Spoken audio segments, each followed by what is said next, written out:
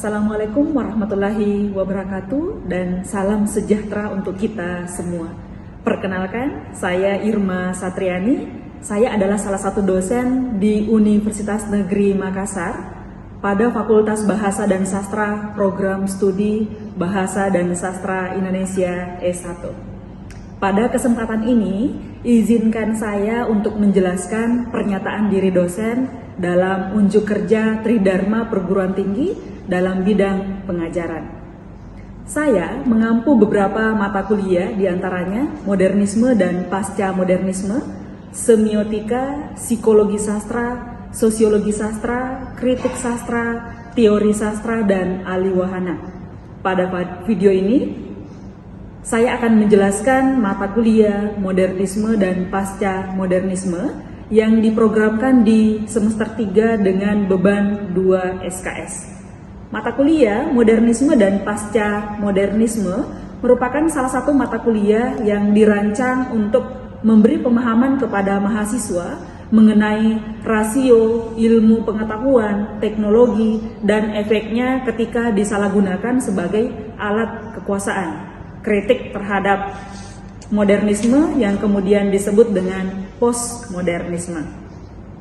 Adapun CPMK dalam mata kuliah ini yaitu mampu menerapkan pemikiran logis, kritis, sistematis, dan inovatif dalam konteks pengembangan atau implementasi ilmu sastra sesuai dengan bidang keahliannya. Materi pada mata kuliah modernisme dan pasca modernisme yaitu pengantar modernisme dan pasca modernisme, pemikiran Yunani klasik, mitos dan pemikiran abad pertengahan, Renaissance atau kembali ke pemikiran Yunani klasik, rasio dan janji modernisme, ilmu pengetahuan dan kekuasaan, teknologi dan kolonialisme, Perang Dunia II dan kegagalan modernisme, pemikiran pasca modernisme sebagai kritik terhadap modernisme, menolak narasi besar dan merayakan perbedaan, permainan bahasa, globalisasi dan budaya pop, bentuk-bentuk seni pasca modernisme, dan pasca modernisme dalam sastra. Adapun bentuk kegiatan pembelajaran dalam mata kuliah ini yaitu ada dua. Yang pertama sinkronus dan yang kedua asinkronus. Pembelajaran sinkronus yaitu tatap muka di kelas atau tatap muka dan tatap maya, sedangkan asinkronus yaitu personal atau kolaborasi e-learning, Syamoke e-learning hub, dan Microsoft Teams. Metode yang digunakan adalah ceramah, seminar, presentasi, diskusi, tanya jawab, demonstrasi, dan praktik. Komponen penilaian dalam mata kuliah ini yaitu aktivitas partisipatif 25%, hasil proyek 25%, tugas 5%, kuis 5%, UTS 15%, dan UAS 25%. Adapun tugas akhir dalam mata kuliah ini yaitu mahasiswa diberikan proyek artikel dengan menerapkan teori postmodernisme.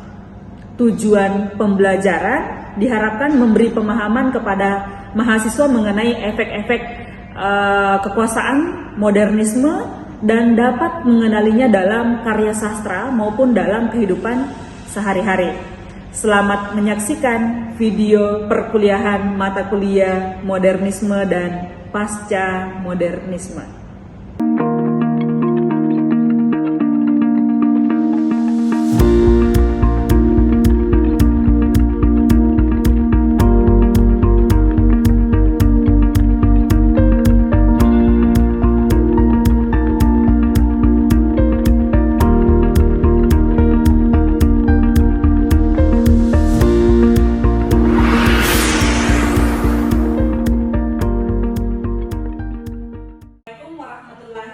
Wabarakatuh. Waalaikumsalam warahmatullahi wabarakatuh. Dan selamat pagi adik-adik mahasiswa. Pagi, Bu. Oke, bagaimana kabar kalian pagi hari ini? Baik, Bu. Alhamdulillah baik ya. perkuliahan pagi hari ini, alangkah baiknya kalau kita berdoa sesuai dengan agama dan keyakinan masing-masing. Doa dimulai.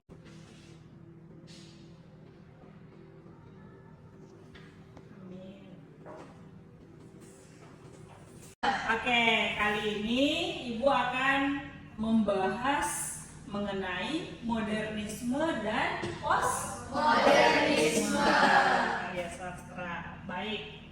Nah, adik-adik perlu memahami CPL di dalam materi perkuliahan kita.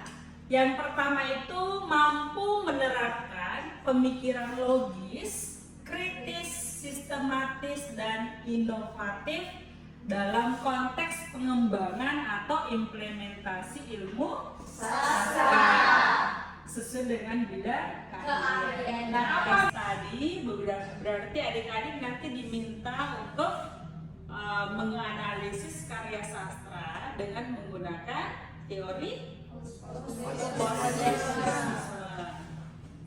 Oke.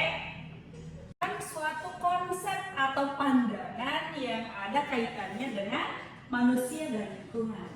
Jika selama ini adik-adik menganalisis karya sastra hanya dari segi strukturalnya, dari segi intrinsik, apa itu intrinsik? Apa saja yang dilihat? Latarnya, alurnya, gaya bahasa, amanatnya. Nah, kalau modernisme ini menghubungkan antara manusia dengan lingkungannya. Oke, lanjut. Ciri-ciri dari modernisme. Oke, banyak sekali yang angkat tangan. Sepertinya kan sudah paham sekali dengan materi kita pagi hari ini. Langsung saja ya, Kaira. Saya akan menyampaikan modernisme. Menurut saya modernisme ini adalah mencoba merefleksikan kompleksitas hidup manusia modern, terutama di tengah perubahan sosial, politik, dan psikologis yang secara cepat. Nah, secara garis besarnya, modernisme ini menjadikan kemajuan universal dan kemajuan yang mutlak. Baik, terima kasih, Bu.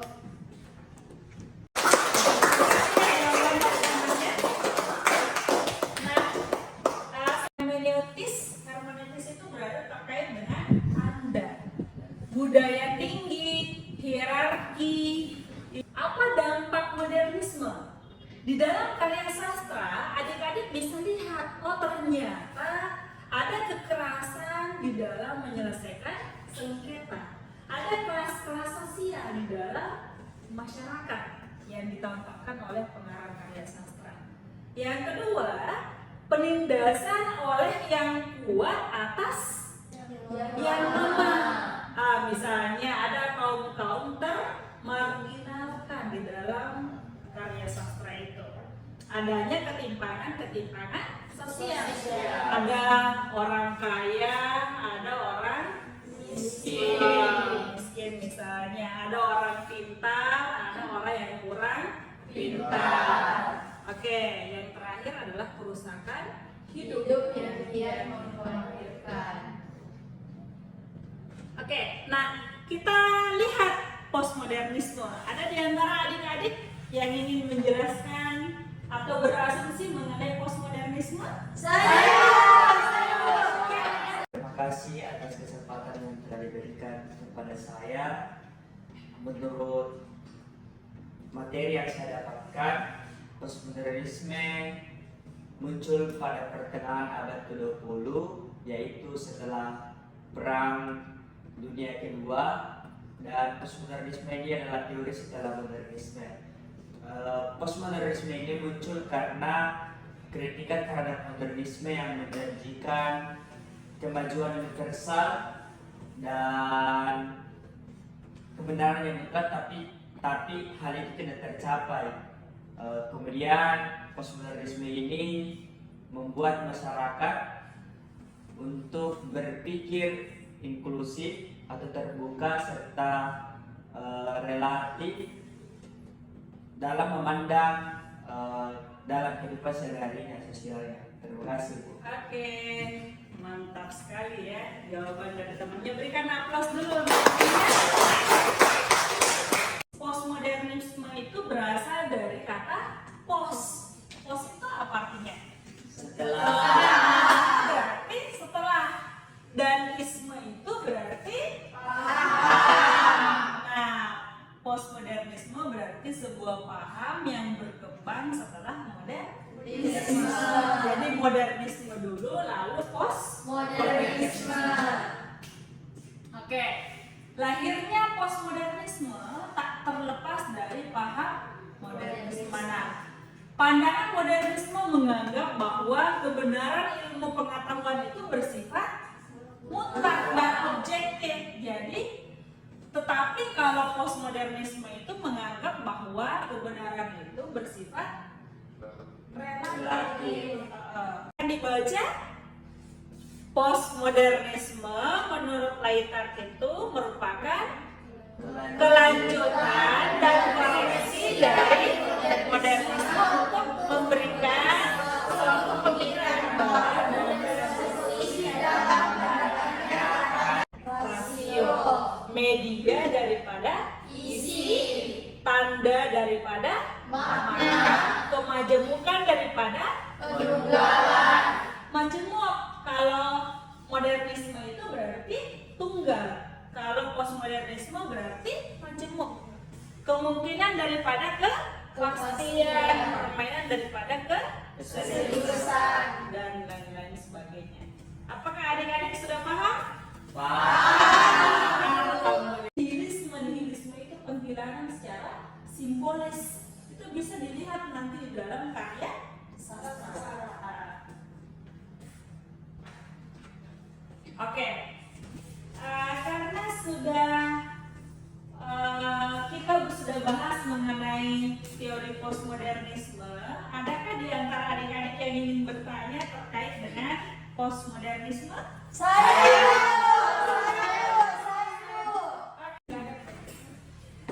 Terima kasih atas kesempatan yang diberikan. Izin bertanya Ibu, bagaimana postmodernisme digunakan dalam menganalisis karya sastra Ibu? Oke, kalau adik-adik berikan aplaus dulu.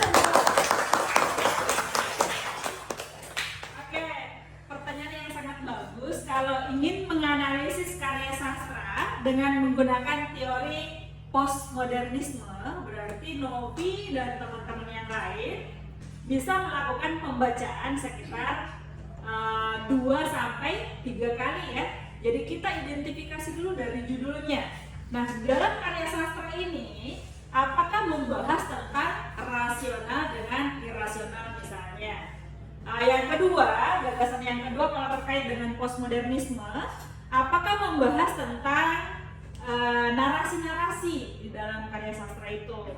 Yang ketiga bisa juga dilihat dari oposisi binernya. Di situ tidak dibahas tentang ketimpangan-ketimpangan kelas, tentang kelas-kelas sosial. Oke. Lalu kita nanti bisa identifikasi melalui wacana-wacana di dalam karya sastra. Jadi bisa dilihat dari novel, cerpen dengan naskah Drama. Oke. Sudah dipahami bagaimana nanti? Paham Ibu. Alhamdulillah sudah dipahami. Perkembangan teknologi membuat manusia berpikir secara irasional. Modernisme tadi berpikirnya secara rasional. 1 tambah 1 sama dengan 2. Kalau postmodernisme 1 tambah 1 tidak harus sama dengan 2. 4 bisa 5, terserah tergantung konteksnya. Nah, misalnya di dalam karya sastra, pembaca selalu bebas menginterpretasikan makna. Jadi adik-adik misalnya ketika membaca karya sastra, meskipun objek materialnya sama, tetapi pandangannya atau pendapatnya, interpretasinya berbeda.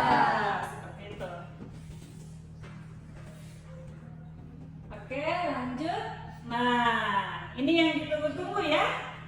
Kesimpulan dari itu, pandangan modernisme menganggap bahwa kebenaran ilmu pengetahuan harus mutlak serta objektif, tidak adanya nilai dari manusia. Tetapi postmodernisme itu menganggap bahwa kebenaran itu bersifat relatif dan harus dihubungkan antara manusia dengan lingkungan. Oke, sebelum diakhiri perkuliahan siang hari ini, ada di antara adik teori postmodernisme. Silakan. Saya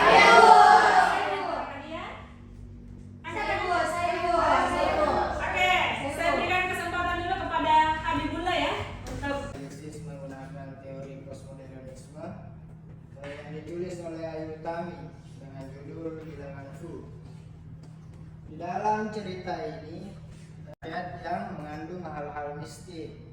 Kemudian ada beberapa hal yang penting yang terkandung dalam novel ini, yaitu modernisme, monoteisme, dan militerisme, sehingga kita dapat melihat dunia yang digambarkan oleh penulis meskipun tidak sesuai dengan realitas. Kemudian meskipun novel ini lahir di era kontemporer, novel ini tetap banyak membahas tentang hal-hal mistis dan di luar nalar manusia, sehingga sangat cocok untuk dianalisis menggunakan teori postmodernisme. Mungkin itu saya, Bu. Oke, alhamdulillah. Siapa lagi di antara kalian yang ingin memberikan salah satu ulasan mengenai karya sastra yang menggunakan teori postmodernisme? Banyak sekali yang angkat tangan. Oke, Angelina dulu ya, silakan.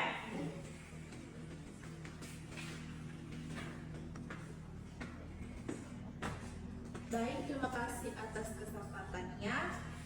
Berikut ini ada buku yang saya analisis, yaitu Negeri Senja karya Seno Bumira Aji Dharma. Jadi novel ini menceritakan tentang seorang wartawan yang mencari kebenaran di negeri senja. Sesuai dengan teori postmodernisme bahwa kebenaran itu bersifat relatif dan dapat berubah tergantung konteksnya.